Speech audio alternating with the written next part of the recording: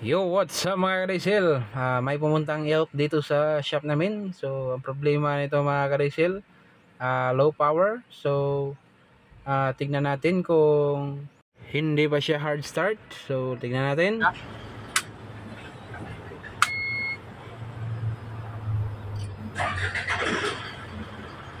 So, observe natin yung power niya.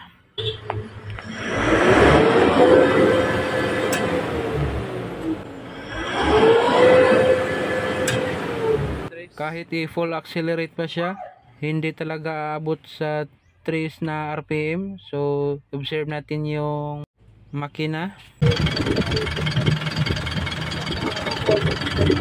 So, medyo may pagkalagarat siya ng konti.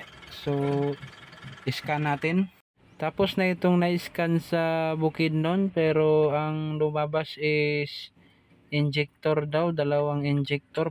So nagtaka kami kasi pinakalibrate kasi nila tong injector sa shop namin, pero okay naman, wala namang sira. So pinabalik namin dun sa unit nila. So yun, umandar na, pero low power lang. Kaya yun, iniskan ng mekaniko, pero ang lumabas injector daw. So sinabihan namin yung manager na ipadala na lang ang unit dito at kami na lang mag-scan kung totoo bang injector. Kaya dito natin malalaman kung totoo bang injector yung problema. So let's go.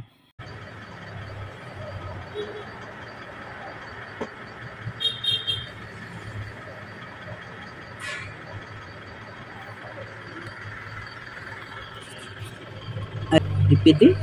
Ano yung magawas na? DPD. So, depression.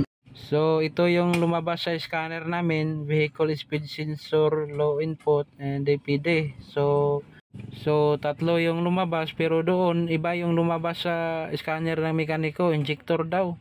So try natin i-reset kung mawala ba yung mga trouble code. So yun, nawala yung DPD. So ang ita-target natin is yung vehicle speed sensor. So yun, tignan natin. Mahilom yung under ang giris. Kamanawag ang tingog.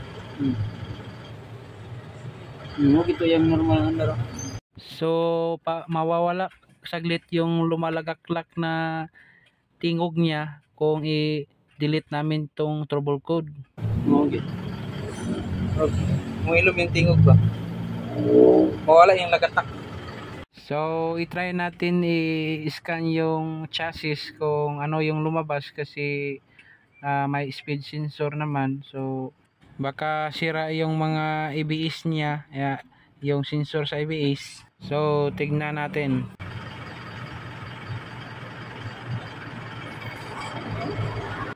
So yan, daming lumalabas na speed sensor. So lumalabas yung front at saka rear ng sensor sa ABS.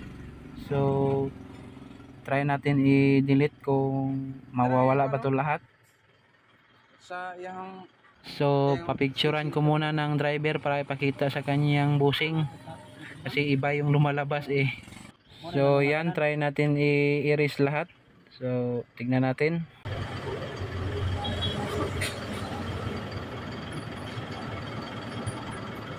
Speed sensor open or short. Basig na kuha niya. Yung speed sensor. Basig na tanggal sa baka. So ayan, kahit anong delete ko, hindi talaga mawala yung isa. Ang natira na lang is yung front right na sensor ng ABS. So tignan natin kung ano yung lagay niya doon. Kasi kahit anong delete, di pa rin mawala yung check engine niya. So tignan natin. So dahil front right yung lumabas, so dito tayo dito natin yung tignan.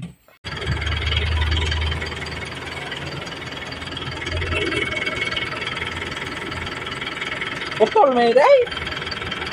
So naputol pala yung wire mga ka-diesel. Ano ka na yan ang nangyari dito. So matagal na daw tong putol, sabi ng driver. Ako na namin niya. ABS. Wala ABS niya? Oo. Wala iguan? Ha? Wala. At punto, Lord, nawala ba ka ha? Wala na ka. So tinignan ko yung sensor mga ka-diesel, pero wala na doon. So parang nahulog yata, pero yung bolt niya is naputol. So baka yun yung dahilan kaya nawala yung sensor, kasi naputol yung bolt niya.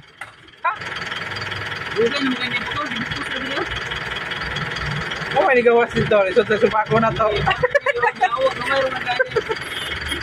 Karait mo na. Wala ko eh. Manipalit yung tat. Ha? Sa ngalan na sa ABS na. Oh, sensor na ABS. Speed sensor.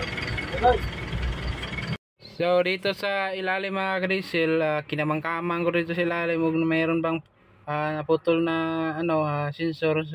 So okay naman, wala naman naputol. So yun, in-scan ko ulit at tinry kong i-delete yung trouble code sa engine, yung speed sensor, at yun, nawala siya, at yun, bumalik na yung power niya.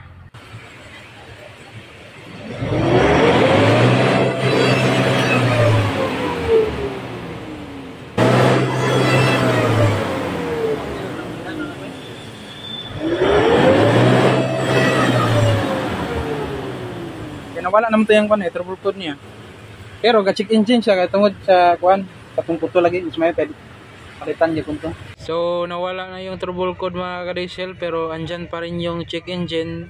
Hindi mawala yung check engine niya kasi dahil dun sa ABS sensor na naputol. Hilom sa iyang tingog no. Yung ganing wala ang Nawala niya lagatak. Yan lagatak ay. So umabot na siya ng 4,000 RPM mga ka-diesel. Dati is 3,000, so ngayon is 4,000, at nawala na rin yung lagatak sa makina. At dahil wala kaming parts mga ka-diesel, sinabihan ko na lang yung driver na sila na lang yung maghanap ng sensor, at yung mekaniko na lang nila yung ipakabit, at para mawala na yung check engine niya sa dashboard. So yan mga ka-diesel, ni-road test namin at ginamitan ko pa rin ng scanner, baka bumalik yung trouble code niya. Pero so far hindi naman bumalik mga ka-diesel. Sinabihan ko lang yung driver na kung pwede palitan niyo lang yung sensor, kasi sensitive kasi yung mga GG1, so kailangan siya ng ABS sensor. So yun mga ka-diesel, sana may natutunan kayo, and please share this video. God bless.